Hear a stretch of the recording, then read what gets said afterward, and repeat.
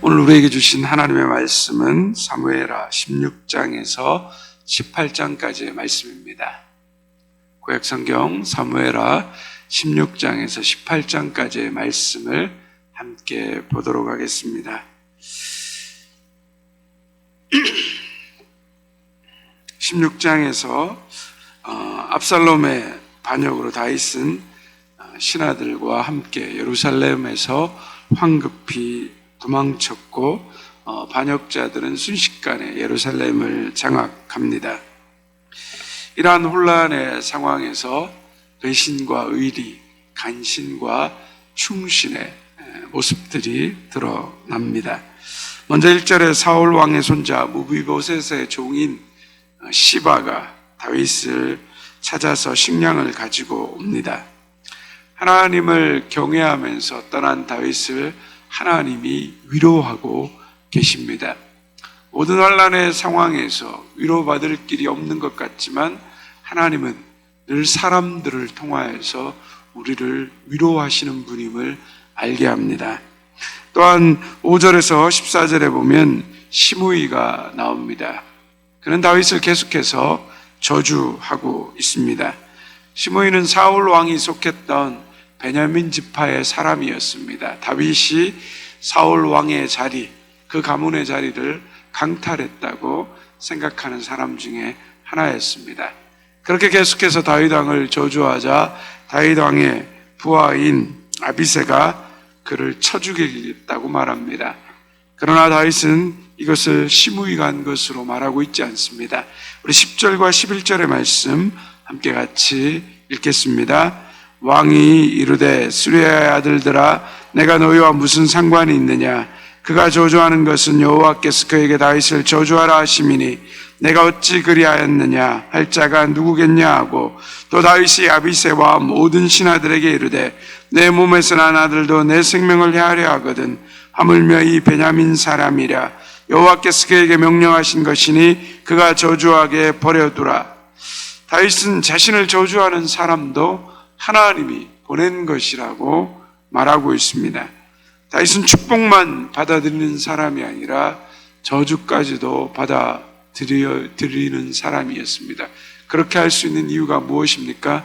내 모든 삶 속에서 일하시는 하나님의 주권을 받아들였기 때문입니다. 저주하는 사람이나 저주의 말에 초점을 맞추지 않고 하나님께 초점을 맞추고 있다는 것입니다. 하나님이 이 일을 통하여서 어떤 일을 이루어 가실 것인가? 늘 그 마음이 사람에게 초점을 두지 않고 하나님에게 초점을 둔 그 하나님 나라 의를 향한 삶, 그것을 우리가 배워야 할 삶입니다. 이제 15절에서 23절 말씀에 보면 압살롬의 예루살렘 입성과 후세의 위장전향의 모습이 나옵니다. 압살롬은 스스로 배반한 사람이었기 때문에 그는 아버지 다윗 왕을 배반한 후세를 받아들입니다.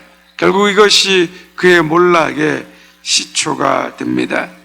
내 삶이 어떠하면 우리는 그 삶 때문에 멸망하게 됩니다. 진실한 사람, 그런 삶 속에서 진실한 사람을 만납니다. 거짓되고 남을 속이는 사람, 거짓되고 남을 속이는 사람을 만나게 되는 것입니다. 이것이 삶의 열매입니다. 이 삶의 열매는 우리의 구원과 멸망과 깊은 관련이 있다는 것을 우리는 알아야 하는 것입니다. 17장으로 넘어갑니다. 1절에서 23절까지 다윗을 제거하기 위한 아히도벨과 후세의 모략이 나옵니다. 아히도벨은 소위 말하자면 전에는 다윗의 책사였습니다. 마치 제갈량과 같은 아주 뛰어난 지혜자였습니다. 다윗이 압살롬보다 아히도벨을 더 두려워했습니다. 그래서 아히도벨이 압살롬의 편에 섰다는 얘기를 들었을 때 하나님께서 그의 모략을 어리석게 해달라고까지 기도했던 장면이 나옵니다. 그러나 압살롬이 아히도벨의 모략을 택하지 않고 후세의 모략을 택하게 됩니다. 그 저변에는 압살롬의 교만이 있었고 그 교만을 넘어선 하나님의 일하심이 있었습니다. 우리 14절의 말씀을 함께 같이 읽습니다. 압살롬과 온 이스라엘 사람들이 이르되 아렉 사람 후세의 계략은 아히도벨의 계략보다 낫다 하니 이는 여호와께서 압살롬에게 화를 내리려 하사 아히도벨의 좋은 계략을 물리치라고 명령하셨음이더라. 하나님이 일하고 계셨다. 하나님의 일하심이 이 모든 반역과 악한 상황 속에서도 하나님의 일하심이 있었다라는 것을 말하고 있습니다. 우린 세상에서 악이 번영하는 모습을 보면서 하나님은 뭐하고 계시는가? 그런 의문과 갈등을 가지게 됩니다. 우크라이나와 러시아의 전쟁을 보면서 끊임없이 수많은 생명이, 무고한 시민이 그 목숨을 잃고 또 그 나라의 젊은 군인들이 생명을 잃는 것을 통하여서 우리는 하나님이 뭐하고 계시는가? 라는 생각들을 가지게 됩니다. 결국 전쟁을 통해서 보면 남자들은 다 죽고 살아남는 것은 여자들인 것을 우리는 역사를 통해서도 보게 됩니다. 그런 아픔의 현실과 아픔의 눈물과 통곡들이 가득한 이러한 세상의 모든 악을 보면서 도대체 하나님은 뭐하고 계시는가? 그러나 여러분 어떻습니까? 하나님은 일하고 계십니다. 우리의 생각과 우리의 일함과는 다르지만 하나님은 그 역사 가운데 분명히 일하십니다. 엉망진창 같은 생각이 들지만 악이 번영하는 것 같지만 하나님은 일하고 계십니다. 하나님이 일하고 계시기 때문에 우리 민족의 일제 그 강점 가운데서도 6.25의 사변 가운데서도 오늘 우리가 여기 멀쩡하게 있으며 전 세상, 온 세계 가운데 그 수많은 전쟁과 악한 역사 가운데서도 이 땅은 지금까지 안전하게 살아가고 있는 것입니다. 큰 역사의 관점을 보고 우리를 통치하시고 다스리시는 하나님이 오늘도 일하고 계시다는 것을 우리는 기억해야 하는 것입니다. 스스로 보복하지 않았지만 하나님이 압살롬을 치셨습니다. 아히도벨의 모략을 어리석게 만들었습니다. 우리가 소망을 두어야 되는 것은 늘 하나님의 일하심입니다. 다윗이 일할 수 없는 자리에서 하나님은 일하고 계셨다라는 것을 성경은 우리에게 분명히 말하고 있습니다.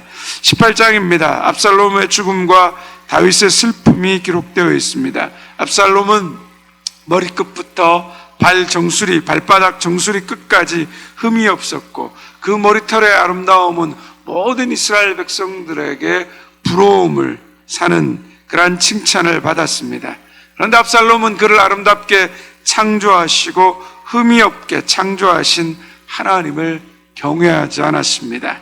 하나님이 그를 칭찬받게 하고 그를 존귀하게 했지만 그는 하나님께 영광 돌리기보다는 악한 꾀를 내고 자기를 높이는 데 사용하고 왕이 되는데 자신의 모든 은사와 능력을 사용했습니다.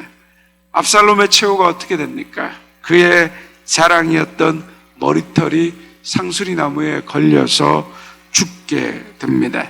선망의 대상이었던 그 머리털이 이제는 자신의 죽음을 불러오는 도구가 된 것입니다.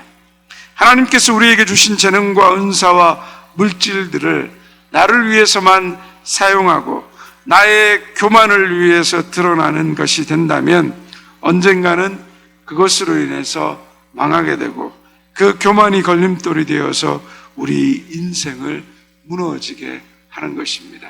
그러므로 우리는 늘 우리 자신이 하나님 앞에서 교만하지 않게 되기를 늘 살피고 기도해야 합니다.